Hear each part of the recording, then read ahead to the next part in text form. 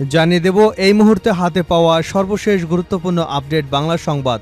শুরুতেই থাকছে গাজীপুরে শ্রীপুরে গার্মেন্টসের জুট ব্যবসা নিয়ন্ত্রণকে কেন্দ্র করে যুবদল এবং কৃষক দলের নেতাকর্মীদের মাঝে সংঘর্ষ, ধাওয়া পাল্টা ধাওয়া, ককটেল বিস্ফোরণের ঘটনা ঘটেছে। বুধবার দুপুরে ঘটনা ঘটে। পুলিশ এবং স্থানীয় সূত্রে জানা গেছে, শ্রীপুর পৌরসভার মাওনা চৌরাস্তা সংলগ্ন বেড়াইদের চালা এলাকায় এসকিউ সেলসিয়াস লিমিটেড কারখানার জুট ব্যবসাকে কেন্দ্র করে বিএনপি দু গ্রুপের মধ্যে এ সংঘর্ষের ঘটনা ঘটে। এবারে জানাবো ভারতে 11 বাংলাদেশি গ্রেপ্তার। অনুপ্রবেশের অভিযোগে ভারতের 2 রাজ্য থেকে 11 জন বাংলাদেশিকে গ্রেপ্তার করেছে দেশটির নিরাপত্তা বাহিনী। ভারতীয় সংবাদ মাধ্যম দ্য হিন্দু ইন্ডিয়া টুডের খবরে এ তথ্য জানা গেছে। দ্য হিন্দুর খবরে বলা হয়েছে, মঙ্গলবার তামিলনাড়ু রাজ্যের তিরুপ্পুর জেলা থেকে 6 জন বাংলাদেশি নাগরিককে গ্রেপ্তার করা হয়েছে। অন্যদিকে ইন্ডিয়া টুডের প্রতিবেদনে বলা হয়, মহারাষ্ট্রের পালাঘাট জেলা থেকে 5 জন বাংলাদেশিকে গ্রেপ্তার করেছে পুলিশ। জানাবো বান্দরবানে দুপুরে 32 জঙ্গির জামিন বিকেলে বাতিল। জঙ্গি সংগঠন জামাতুল আনসার ফিল হিন্দাল সার্কিয়ার 32 সদস্যের জামিন বাতিল করা হয়েছে। মঙ্গলবার জামিনের 5 ঘণ্টা পর একই আদেশে সেটি বাতিল করেন জেলা এবং দায়রা জজ মোহাম্মদ মোসলেউদ্দিন। আদেশে বলা হয়েছে, আসামিদের পক্ষে যে জামিননামা দাখিল করা হয়েছে সেটি পর্যালোচনায় দেখা যায় 4 মামলার আসামিরা ভিন্ন ভিন্ন জেলার হলেও 32 জন আসামির জামিনদার একজন। তিনি বান্দরবান সদর থানা কোয়ার্টারের মোহাম্মদ খলিলের ছেলে ইমান হোসেন। এদিকে সেনা কর্মকর্তা তানজিম হত্যায় 6 জন গ্রেপ্তার। লেফটেন্যান্ট তানজিম সারোয়ার নির্জন হত্যাকাণ্ডে সরাসরি জড়িত থাকার অভিযোগে 6 জনকে আটক করেছে বাংলাদেশ সেনাবাহিনী। আজ বুধবার এক সংবাদ বিজ্ঞপ্তিতে এ তথ্য জানায় আন্তঃবাহিনী জনসংযোগ পরিদপ্তর আইএসপিআর। জানিয়ে দিব বিএনপির স্থায়ী কমিটির বৈঠকে যে সিদ্ধান্ত এলো। বিএনপির সর্বোচ্চ নীতি নির্ধারণী ফোরাম জাতীয় স্থায়ী কমিটির বৈঠক রাতে অনুষ্ঠিত হয়েছে। বৈঠকে সমসাময়িক রাজনৈতিক বিষয়ে আলোচনার পর গুরুত্বপূর্ণ কিছু বিষয়ে সিদ্ধান্ত হয়েছে। বৈঠকে অন্তর্বর্তীকালীন সরকারের কার্যক্রম, নির্বাচনী রোডম্যাপ, ভারতের সঙ্গে সম্পর্ক, পাহাড়ের উত্তপ্ত পরিস্থিতি, স্থানীয় সরকার নির্বাচন, ছাত্র রাজনীতি এবং সাংগঠনিক নানা দিক নিয়ে আলাপ আলোচনা হয়েছে বলে বৈঠক সূত্রে জানা গেছে। বিশ্ববিদ্যালয়গুলোতে ছাত্র রাজনীতি বন্ধের যে প্রক্রিয়া শুরু হয়েছে সেটির বিপক্ষে অবস্থান নেবে বিএনপি।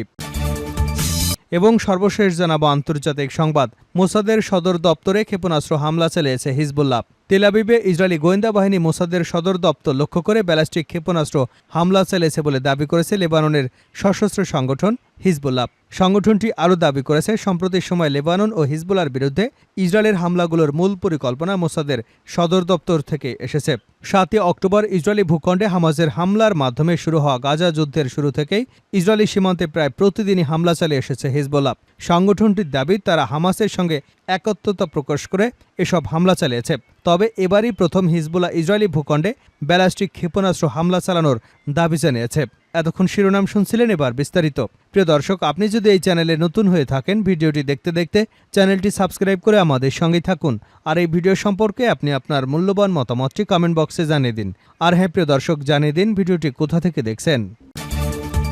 শ্রীপুরে ঝুট ব্যবসা নিয়ে বিএনপির দু গ্রুপের মধ্যে সংঘর্ষ। গাজীপুরে শ্রীপুরে গার্মেন্টসের ঝুট ব্যবসা নিয়ন্ত্রণ করে যুবদল এবং কৃষক দলের নেতাকর্মীদের মাঝে সংঘর্ষ, ধাওয়া পাল্টা ধাওয়া এবং ককটেল বিস্ফোরণের ঘটনা ঘটেছে। বুধবার দুপুরে এ ঘটনা ঘটে। পুলিশ এবং স্থানীয় সূত্রে জানা গেছে, শ্রীপুর পৌরসভার মাওনা চৌরাস্তা সংলগ্ন বেড়াইদের চালা এলাকায় এসকিউ সেলসিয়াস লিমিটেড কারখানার জুট অর্থাৎ পরিত্যক্ত কাপড় বের করার জন্য মালিকপক্ষ গাজীপুর জেলা যুবদলের আহ্বায়ক কমিটির সদস্য SM পলাশ চঞ্চলের প্রতিষ্ঠান চঞ্চল এন্টারপ্রাইজকে ওয়ার্ক অর্ডার প্রদান করে। বুধবার SM পলাশের নেতৃত্বে জুট বের করার দিন ধার্য ছিল।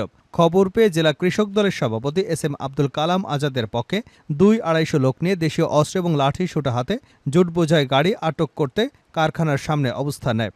যুবদল নেতা SM পলাশের নেতৃত্বে যুবদলের লোকজন কারখানার গেটে এসে জেলা কৃষক দলের নেতা আবুল কালাম আজাদের সমর্থকদের ধাওয়া দেয়। এতে দুপক্ষের মধ্যে ধাওয়া পাল্টা ধাওয়ার ঘটনা ঘটে। এক পর্যায়ে উভয় পক্ষই সংঘর্ষে জড়িয়ে পড়ে। এ ঘটনায় হতাহতের কোনো খবর পাওয়া যায়নি। ঘণ্টাব্যাপী দু গ্রুপের ধাওয়া পাল্টা ধাওয়ায় ঢাকা ময়মনসিংহ মহাসড়কের সব ধরনের যান চলাচল বন্ধ হয়ে যায়। এ সময় যাত্রীদের ভোগান্তিতে পড়তে হয়। এদিকে সংঘর্ষের খবর সংগ্রহকালে যমুনা টিভির জেলা প্রতিনিধি হুসাইন আলী বাবুর পেটে পিস্তল ধরে ভয়ভীতি দেখানো হয়েছে বলে জানিয়েছে সাংবাদিক হুসাইন আলী বাবু। তিনি জানান, সকালে পোশাক কারখানার খবর সংগ্রহ করতে গেলে কৃষক দলের নেতাকর্মীরা তার গলায় ধারালো অস্ত্র ধরে এবং পেটে পিস্তল ঠেকিয়ে মোবাইল ছিনিয়ে নেয়। পরে তারা মোবাইল থেকে ধারণ করা সমস্ত ভিডিও ডিলিট করে দেয় আর স্থান ত্যাগ না করলে তাকে গুলি করার হুমকি প্রদান করে। বিষয়টি তিনি থানা পুলিশ এবং বিএনপির নেতাকর্মীদের জানিয়েছেন। এদিকে অভিযুক্ত ব্যক্তিদের ছবি সাংবাদিক প্রকাশ করেছে। চঞ্চল এন্টারপ্রাইজের স্বত্বাধিকারী এস.এম. পলাশ বলেন, কারখানা কর্তৃপক্ষ আমাকে ওয়ার্ক অর্ডার দেয়, সেই অনুযায়ী বুধবার সকালে জুট বের করার জন্য আমার দুটি পিকআপ কারখানায় প্রবেশ করে। পরে সকাল 10টার দিকে জেলা কৃষক দলের আহ্বায়ক এস.এম. আবুল কালাম আজাদের লোকজন লাঠি সোঁটা নিয়ে কারখানার সামনে অবস্থান নেয়। এক পর্যায়ে তারা কারখানার সামনে আমার অফিসে হামলা করে ভাঙচুর করে। এ সময় 8 থেকে 10টি মোটরসাইকেলও ভাঙচুর করে, ককটেল ফাটায়। ভারতে 11 বাংলাদেশি গ্রেপ্তার। অনুপ্রবেশের অভিযোগে ভারতে 2 রাজ্য থেকে 11 জন বাংলাদেশিকে গ্রেপ্তার করেছে দেশটির নিরাপত্তা বাহিনী। ভারতীয় সংবাদ মাধ্যম দ্য হিন্দু ইন্ডিয়া টুডের খবর থেকে এ তথ্য পাওয়া গেছে। দ্য হিন্দুর খবরে বলা হয়েছে, গতকাল মঙ্গলবার তামিলনাড়ু রাজ্যে তিরুপ্পুর জেলা থেকে 6 জন বাংলাদেশি নাগরিককে গ্রেপ্তার করা হয়েছে। শহরের একটি বাস স্ট্যান্ড থেকে স্থানীয় পুলিশ র্যাপিড অ্যাকশন ফোর্স তাদের আটক করে। এনআইডি কার্ড এবং অন্যান্য নথিপত্র যাচাই করে আটককৃতদের মধ্যে 6 জনকে বাংলাদেশি বলে শনাক্ত করেছে তারা। আটককৃতদের একটি নেটওয়ার্ক কারখানায় চাকরি দেওয়ার লোভ দেখিয়ে ভারতের তামিলনাড়ু রাজ্যের ধুপালি পালায়ালামে নেওয়া হয়েছিল বলে জানিয়েছে দ্য হিন্দু।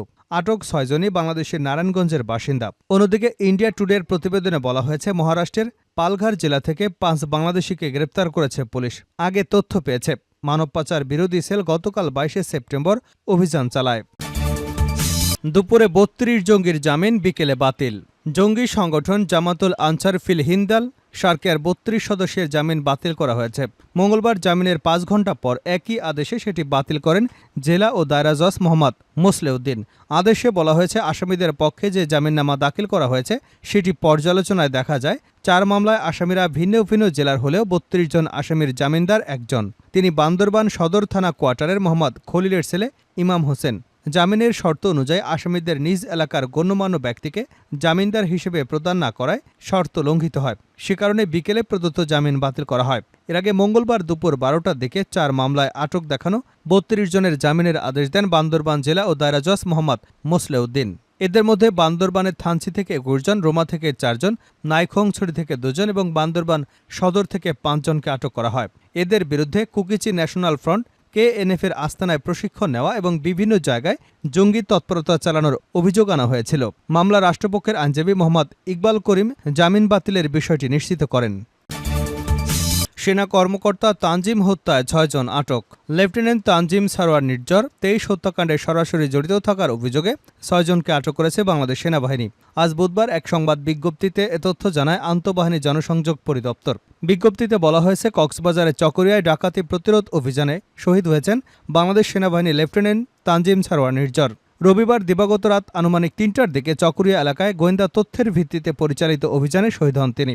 পরে ওই এলাকায় চিরুনি অভিযান চালিয়ে হত্যাকাণ্ডের সঙ্গে সরাসরি সম্পৃক্ত 6 জনকে আটক করে সেনাবাহিনী। এ সময় আটকদের কাছ থেকে 2টি দেশীয় আগ্নেয়াস্ত্র, 11 রাউন্ড গুলি, হত্যাকাণ্ডে ব্যবহৃত একটি ছুরি, একটি পিকআপ ভ্যান, একটি মোটরসাইকেল জব্দ করা হয়। এতে বলা হয়, আটকদের মধ্যে মোহাম্মদ বাবুল প্রকাশ এই ঘটনার মূল অর্থ ও যোগানদাতা। তিনি লেফটেন্যান্ট তানজিমকে ছুরিকাঘাত করেছেন বলে প্রাথমিকভাবে স্বীকারোক্তি প্রদান করেছেন। অন্যান্য আটকদের মধ্যে ডাকাত দলের second in command Mohammad Helal Uddin, গাড়িচালক মোহাম্মদ আনোয়ার হাকিম, সশস্ত্র সদস্য মোহাম্মদ আরিফুল্লাহ এবং তথ্যদাতা মোহাম্মদ জিয়াবুল করিম, মোহাম্মদ হোসেন এ ঘটনার সঙ্গে নিজেদের সরাসরি সম্পৃক্ততার কথা স্বীকার করেছেন।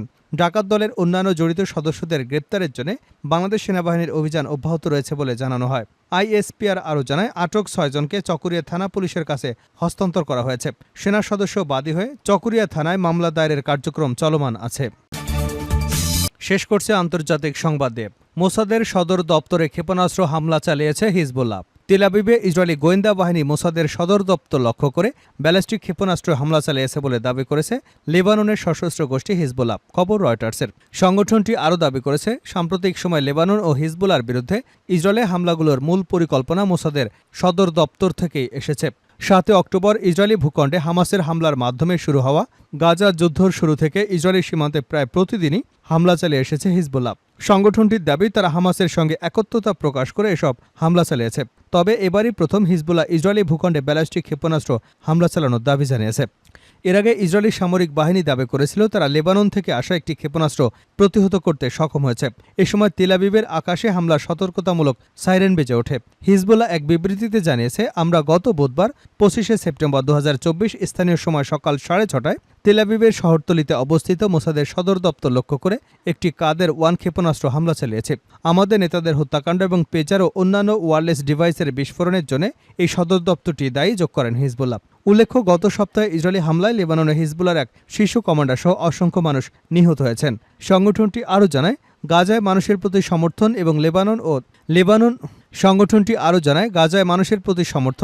লেবাননের জনগণের সুরক্ষায় এই হামলা চালানো হয়েছে। সাম্প্রতিক সময়ে গাজার পরিবর্তে ইসরায়েলের প্রাণঘাতী হামলার মূল লক্ষ্য পরিণত হয়েছে লেবানন। লেবাননের স্বাস্থ্য মন্ত্রণালয় জানিয়েছে, সোমবার থেকে শুরু হওয়া দেশটিতে অন্তত 558 জন নিহত হয়েছেন। সোমবার থেকে শুরু হওয়া হামলায় দেশটিতে অন্তত 558 জন নিহত হয়েছেন। 1975 থেকে 1990 সাল পর্যন্ত দেশটিতে চলমান গৃহযুদ্ধের পর এটি সবচেয়ে বড় আকারের সহিংস ঘটনা।